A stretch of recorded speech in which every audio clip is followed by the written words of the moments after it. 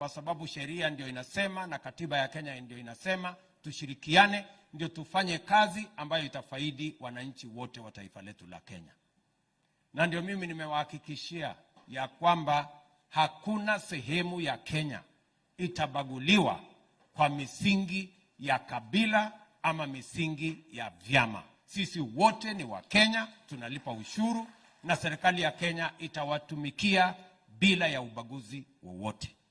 Na ndio mnaona mimi nimekuja hapa Migori. Si namna hiyo?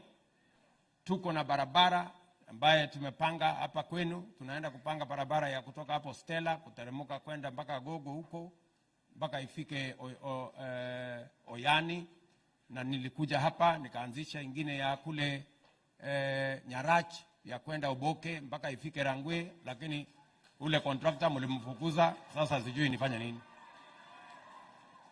Huyo contractor nimrudishe ama mtakuja kumfukuza tena?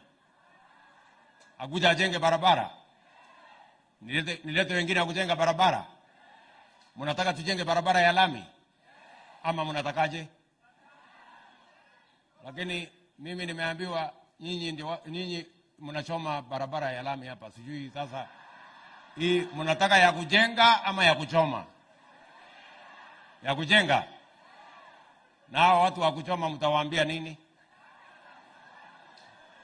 Ati mambo ni ngapi? Ati mnasema tuwaambie mambo ni matatu? Wale wa kuchoma lami. Basi nitawaambia watu wa Migori wamesema nyinyi wa kuchoma lami mambo yenu ni matatu. Ndio?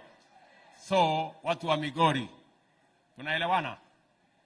Mimi nataka niwahakikishia kwamba tunasonga pamoja, msikuwe na wasiwasi, na nimesikia